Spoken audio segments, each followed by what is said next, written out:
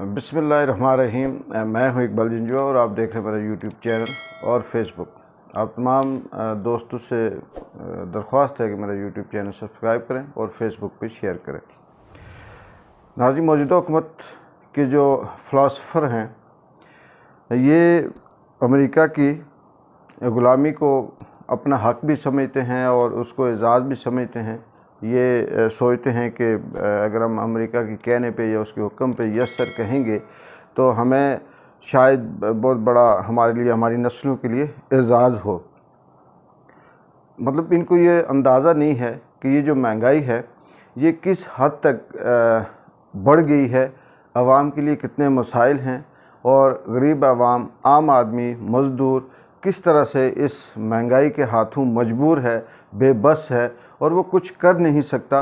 एक गरीब के पास, आम आदमी के पास सिवाय बददुआओं के, सिवाय गालियों के कुछ नहीं होता।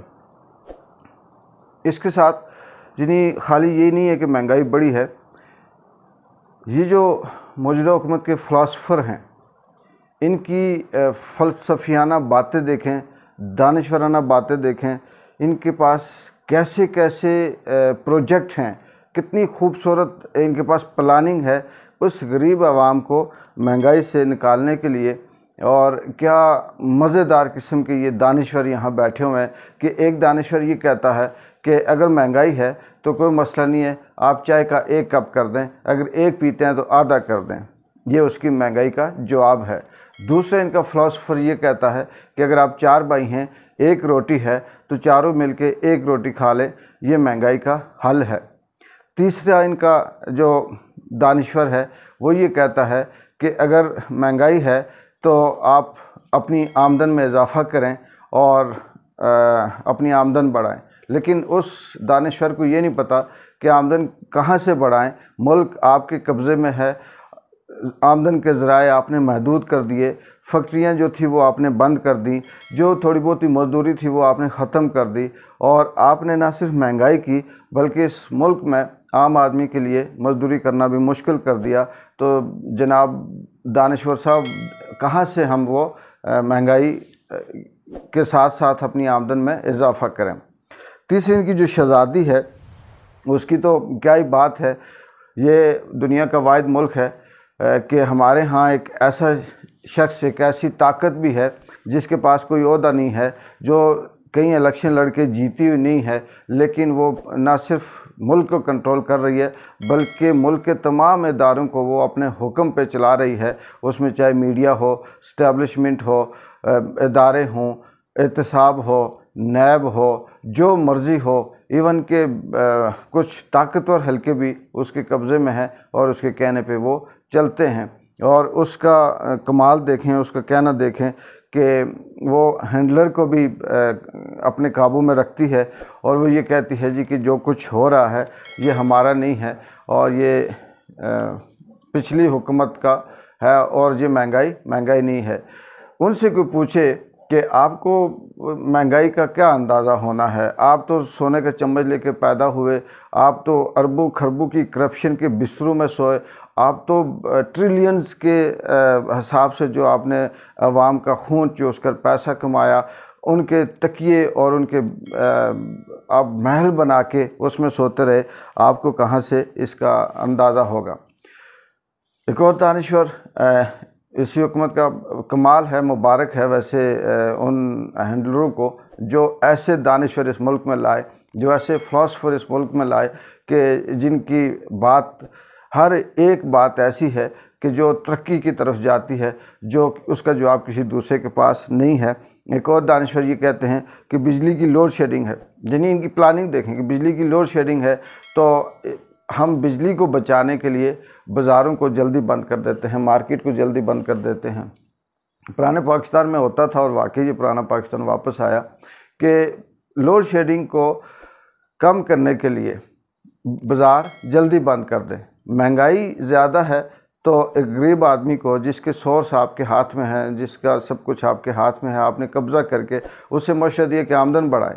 तो बिजली की लोड शेडिंग में वसाइल आपके पास हैं, ताकत आपके पास है, तो आप ये फ़ैसला नहीं कर सके कि हम बिजली की पावर ज़्यादा करें, बिजली की जो सप्लाई है या उसकी जो जनरेशन है उसको ज़्यादा करें, इसके बजाय आपने उसकी बाज़ारों को जल्दी बंद करने का कह दिया। ये मुझे नहीं समझ आती कि ये फ़लसफ़ा कहाँ से आता है। कल तक तो मुझे लगता है कि ये कहा जाएगा कि जिसके बच्चे ज़्यादा हैं वो अपने 2-3 बच्चों को कत्ल कर दे क्योंकि उसके पास ख़र्चा नहीं है। ये भी कहेंगे कि आप तालीम हासिल क्यों करवाते हैं बच्चों को, स्कूल तालीम की फ़ीसें, बुक्स और आना जाना ज़्यादा है, लिहाजा हम बच्चों को घर बैठा दें और पढ़ाना छोड़ दें। ये भी कहना शुरू कर देंगे कि किराया या दीगर चीज़ें जो महंगी हैं, आपका ट्रांसपोर्टेशन आना जाना जहाँ पहले 300 किराया था आज वहाँ 700 है, जहाँ 500 था वहाँ 1200 है, और जिस शहर में एक दूसरी जगह पर आने जाने का किराया 100 रुपया था वहाँ इस वक्त 200 है। तो आप ये भी कहेंगे कि जी अगर पेट्रोल की वजह से किराए महंगे हो गए तो आप पैदल चलना शुरू कर दें, 2 दिन 3 दिन लगा के पहुँचे, या पुराने ज़माने में।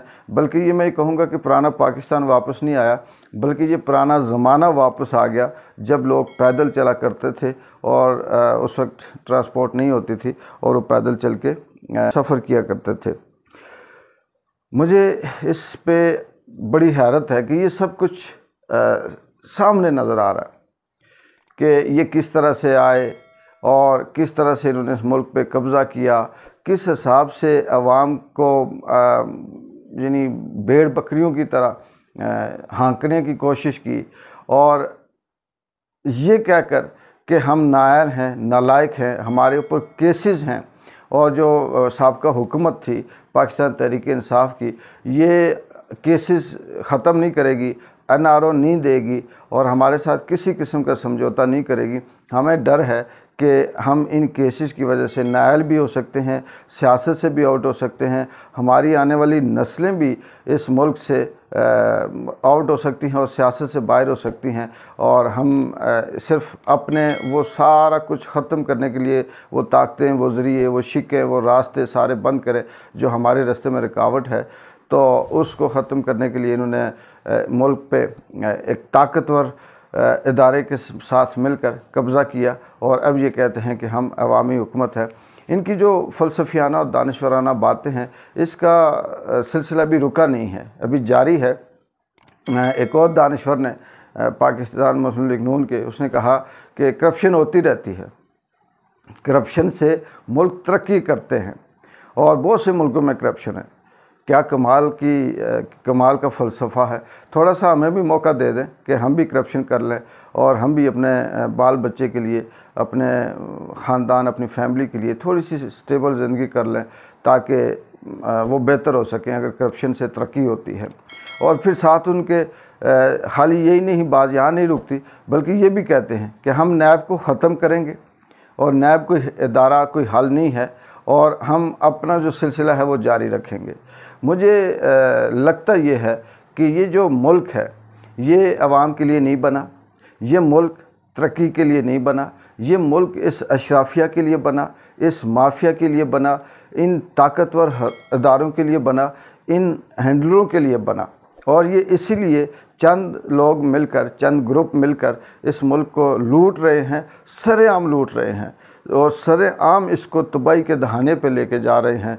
पाकिस्तान के अंदर कोई एक इदारा ऐसा नहीं है सिवाय आम आदमी के, सिवाय गरीब आदमी के, जो ये बोल सके कि मुल्क के अंदर तबाही हो रही है, महंगाई है, लोड शेडिंग है, बेबसी है, इंसान की ज़िंदगी अजीरन है। कोई एक इदारा भी ऐसा नहीं है जो ये आवाज़ उठा सके, क्योंकि वो सारे इदारे, वो सारी ताकतें जिनके लिए करप्शन, जिनके लिए चोरी, डाका, तबाही, बर्बादी, महंगाई मसला होना चाहिए था, उनके लिए ये कोई मसला नहीं है। लिहाजा इस मुल्क में अंधेर नगरी चौपट राज है, जो ताकतवर है वही इस मुल्क का बादशाह है, और यहाँ अवाम और मुल्क का नाम लेकर, तामीर और तरक्की का नाम लेकर ये फिर उसी अवाम को बेवकूफ़ बनाते हैं और उसके नाम पे आते हैं, लेकिन ना ये तरक्की करते हैं, ना ये मुल्क के लिए सोचते हैं, ये सिर्फ़ अपनी ज़ात के लिए सोचते हैं। लेकिन एक अदालत ऊपर भी है, एक ताकत और भी है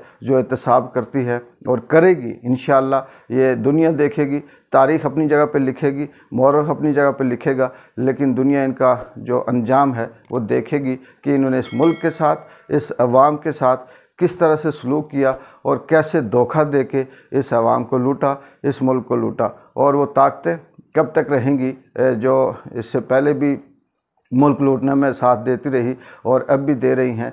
और एक वक्त आएगा कि या तो ये मुल्क इस आवाम के लिए बेहतर होगा, तो या फिर ये अवाम जो है अपनी ख़ुदकुशियों की तरफ जाएगी और ये मुल्क फिर बांझ हो जाएगा। इसके अलावा कोई हल नहीं है। अल्लाह ताला हम सब का हामी नासिर हो। इकबाल जंजुआ को इजाज़त दें। अल्लाह हाफ़िज़।